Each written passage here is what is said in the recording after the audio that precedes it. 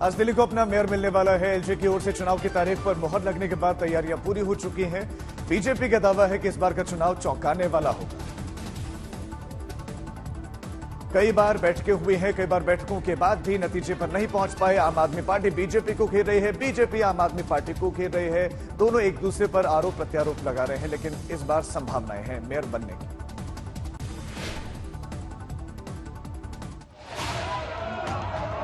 पहले 6 जनवरी को मेयर चुनाव हंगामे की भेंट चढ़ गया। दूसरी बार 25 जनवरी को भी वही हुआ। तीसरी बार 6 फरवरी को भी सियासी शोरगुल की वजह से मेयर चुनाव टल गया। लेकिन अब नतीजे का वक्त करीब है। चंद घंटे बाद ही साफ होने की उम्मीद है कि दिल्ली में किसका मेयर होगा।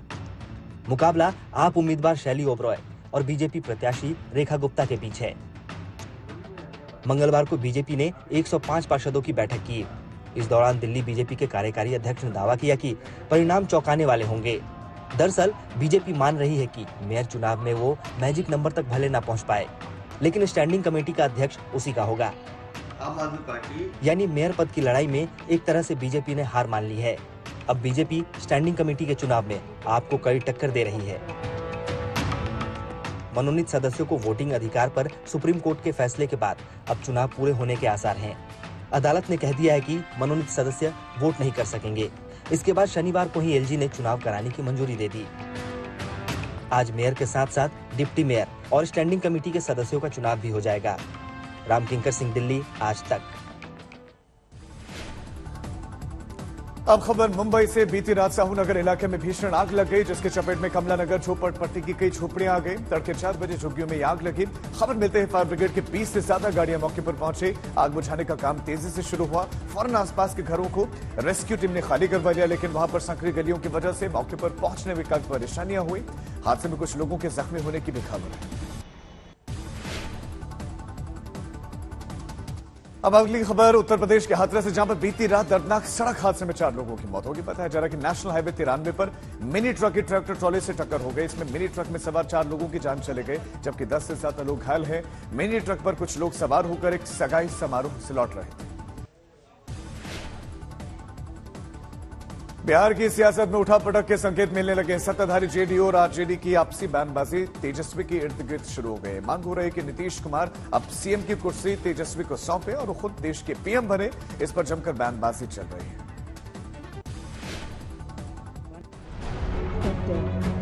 नीतीश ने कहा कि बिहार का अगला चुनाव तेजस्वी के नेतृत्व में होगा। इसे सुन आरजेडी फूले नहीं समा रही। अब पार्टी एक कदम आगे बढ़कर दावा कर रही है। आरजेडी कह रही है कि इस बार फगुआ के बाद बिहार बदलाव देखेगा। इशारा नीतीश के मुख्यमंत्री पद छोड़ने और तेजस्वी के कुर्सी संभालने का है। अब इस मार्च में ही हमको उम्मीद है कि तेजस्वी बिहार का नेतृत्व करेंगे। आरजेडी एमएलसी रामचंद्र पूर्वे भी बता रहे हैं कि यही बिहार का आसमान है। आकांक्षा है, आशा और आकांक्षा है आजकल के युगों में। इस आप तेजस्वी यादव के नेतृत्व में ही अगली सरकार बनी। तेजस्वी को लेकर आरजेडी की ओर से ऐसे दावे हुए तो जेडीयू ने सफाई देने में तनिक भी देरी नहीं की। पार्टी अध्यक्ष ललन सिंह ने कहा कि चुनाव का नेतृत्व कोई करे, मुख्यमंत्री का फैसला विधायक करते हैं, वही करेंगे। यही ने कहा मुख्यमंत्री जी ने कि तेजस्वी प्रसाद यादव के नेतृत्व में चुनाव लड़ा जाएगा। तो चुनाव लड़ा जाएगा, उसके बाद मुख्यमंत्री तो चुनता है विधायक लोग ना। मुख्यमंत्री पद को लेकर आरजेडी और जेडीयू में बयानबाजी चल रही है। उधर उपेंद्र कुशवाहा की माने तो बिहार नहीं चाहता कि राज्य 15 साल पहले वाले दौर में चला जाए। रोहित कुमार सिंह, पटना, आज तक। लखनऊ में ख्वाजा मोइनुद्दीन चिश्ती भाषा विश्वविद्यालय में शिवाजी जयंती मनाए जाने से रोक दिया गया। वार्डन ने छात्रों से कहा कि यूनिवर्सिटी कैंपस में जयंती नहीं मनेगी। यूपी सरकार ने इस मामले को गंभीरता से लिया।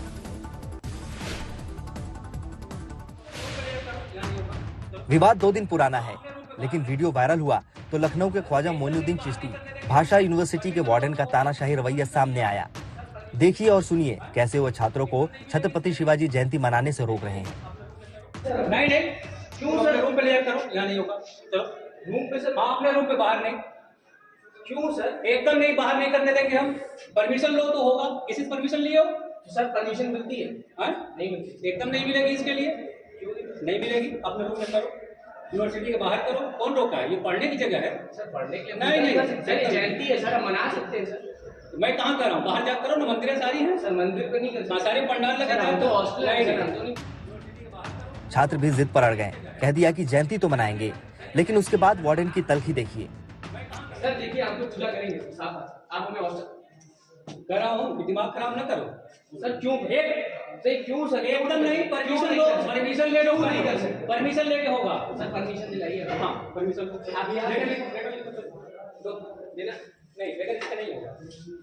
चलो हटाओ, चलो चलो चलो चलो चलो।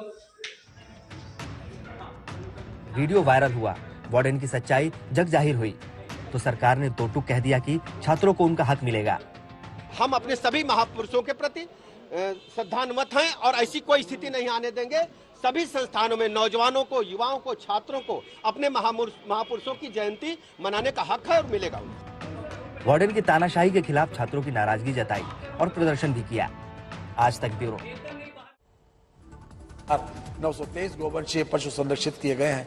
मुख्यमंत्री निराश्रित बेसहारा गोवंश। अगली खबर भी यूपी से ही, जहां पर आज योगी सरकार अपना बजट पेश करने जा रहे हैं। वित्त मंत्री सुरेश खन्ना विधानसभा में बजट पेश करेंगे। माना जा रहा है कि इस बार का 7 लाख करोड़ का बजट पेश हो सकता है। इसमें महिला, युवा, किसानों पर फोकस रहने की उम्मीद है। साथ ही बुनियादी ढांचे और रोजगार को लेकर भी ऐलान हो सकते हैं। कुछ नई घोषणाएं भी लाई जा सकती हैं और अगले साल 2024 में लोकसभा चुनाव है, उसके मद्देनजर यह चुनावी बजट हो सकता है।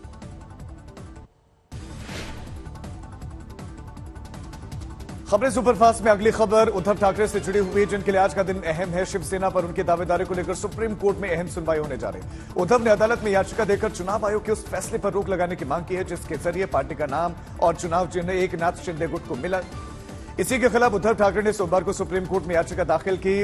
उद्धव गुट ने कल अदालत में कहा कि शिंदे गुट ने पहले ही शिवसेना नाम और सिंबल पर कब्जा कर लिया है और अब पार्टी के बैंक अकाउंट पर भी कब्जा करने की कोशिशें हैं, लिहाजा जल्द सुनवाई हो। उधर चुनाव आयोग से शिवसेना नाम और सिंबल तीर धनुष मिलने के बाद से पहली बार कल मुंबई में पार्टी की राष्ट्रीय कार्यकारिणी की बैठक हुई। इसमें पार्टी ने 5 अहम प्रस्ताव पेश किए। पहला प्रस्ताव वीर सावरकर को भारत रत्न देने से जुड़ा हुआ है। दूसरा प्रस्ताव राज्य की परियोजनाओं में 80% नौकरी स्थानीय युवकों को दिया जाए। तीसरा प्रस्ताव चर्च गेट रेलवे स्टेशन का नाम अब पूर्व केंद्रीय मंत्री चिंतामन राव देशमुख के नाम पर करने को लेकर है। वहीं चौथा प्रस्ताव मराठी भाषा को कुलीन भाषा का दर्जा देने को लेकर है। तो पांचवा प्रस्ताव यूपीएससी एमपीएससी के लिए मराठी छात्रों को हर संभव मदद करने का है। पुणे में महाराष्ट्र पब्लिक सर्विस कमीशन में परीक्षार्थी धरने पर बैठे। हजारों की संख्या में छात्र इस प्रदर्शन में शामिल हैं। बीती रात उन छात्रों से मिलने के लिए एनसीपी नेता शरद पवार उनसे मुलाकात करने के लिए पहुंचे। पवार ने छात्रों को भरोसा दिलाया कि उनकी मांगों के संबंध में वो मुख्यमंत्री एकनाथ शिंदे से मुलाकात करेंगे। मौके से ही पवार ने शिंदे को फोन भी घुमाया। धरना दे रहे इन छात्रों की मांग है कि परीक्षा का नया पैटर्न इस साल से नहीं बल्कि 2025 से लागू हो।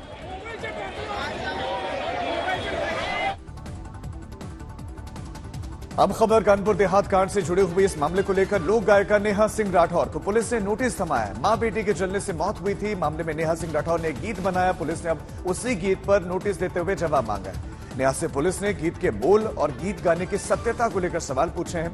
पुलिस ने नोटिस में नेहा के गाए गए गीत से समाज में दुश्मनी फैलने की बात भी लिखी है। नेहा सिंह राठौर को पुलिस के नोटिस का 3 दिन के भीतर जवाब देना है।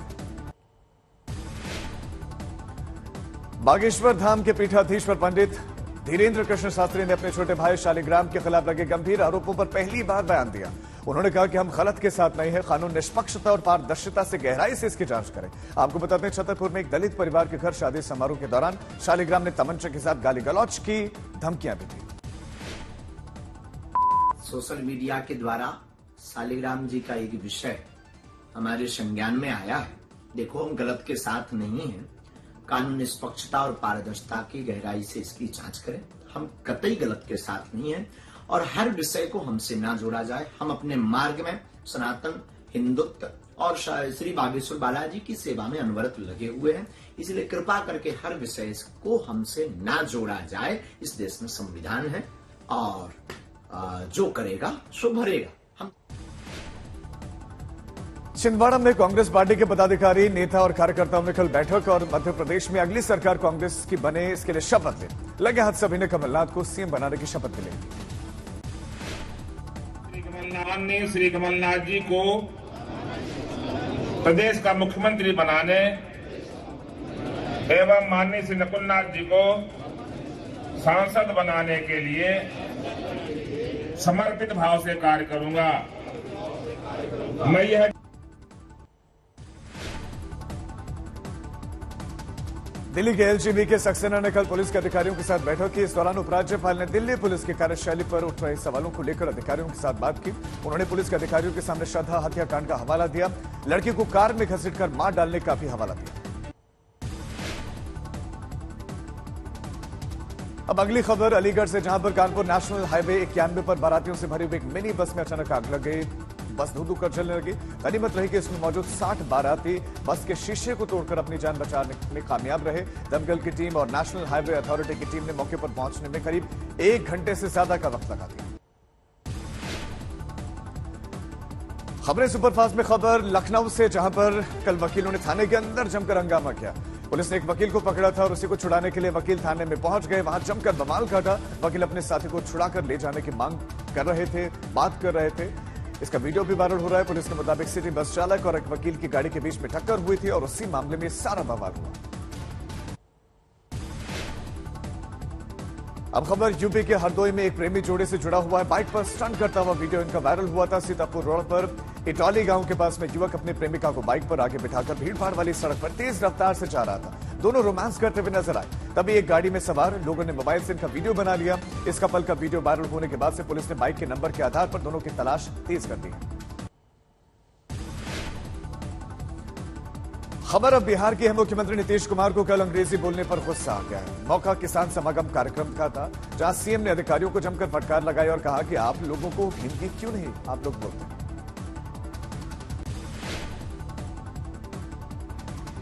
देश के हिंदी शब्द तो भूल जाइए। जी नहीं सर, बिल्कुल शुद्ध बिहारी लग रहा है सबको बिना मतलब का बोलते हुए। कोई बात नहीं सर। बात खेती करते हैं जी, तो खेती तो आम आदमी करता है ना जी। अब आपको यहां बुलाया गया सुझाव देने के लिए, तो आप आधा से आधा अंग्रेजी बोल रहे हैं। इंग्लैंड है ये, भारत है ना जी। अब बोलिए, ये बिहार है ना, तो इसीलिए हम देख रहे हैं आजकल ये हो क्या गया है। जब से कोरोना आया है, ये तब से एक एक चीज जो हो गया है, तो सब मोबाइल पर देखने लगा है, तो सब अपना पुरानी भाषा को भूल रहा है। नया नया शब्द बोल रहा है, तो पुराना चीज को भूल रहा है। मैं बिल्कुल क्षमा चाहूंगा सर। तो इसलिए जरा बोलिए ठीक से, बोल ठीक रहे, लेकिन जरा बोलिए, जरा अपने राज्य की भाषा में बोलिए ना। तो हर चीज में आप शुरू कर दे रहे हैं, वो ठीक नहीं है।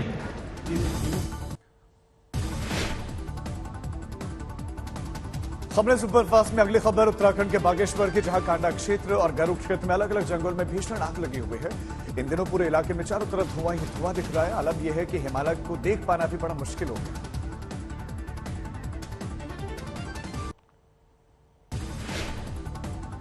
रामचरितमानस पर लगातार बयानबाजी करने वाले स्वामी प्रसाद मौर्य को अयोध्या के हनुमानगढ़ी मंदिर के महंत राजू दास ने आतंकवादी बता दिया। उन्होंने हमला बोलते हुए कहा कि स्वामी प्रसाद मौर्य को आतंकी संगठनों से फंडिंग हो रही है, ताकि हिंदू समाज आपस में बढ़ जाए।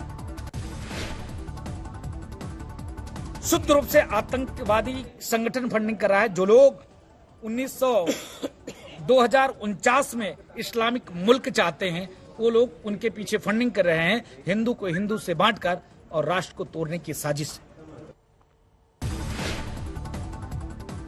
खबर अब रांची की, जहां पर इन दिनों हाथियों का आतंक बढ़ गया है। रांची और लोहरदगा में नाराज हाथी 2 दिनों से 8 लोगों की जान ले चुके हैं। कर्नाटक के इटकी और बोडिया इलाके में हाथी का कहर टूटा। वहां पर एक ही दिन में 4 लोगों की जान चली गई। वन विभाग अब तक हाथी को पकड़ पाने में नाकाम है।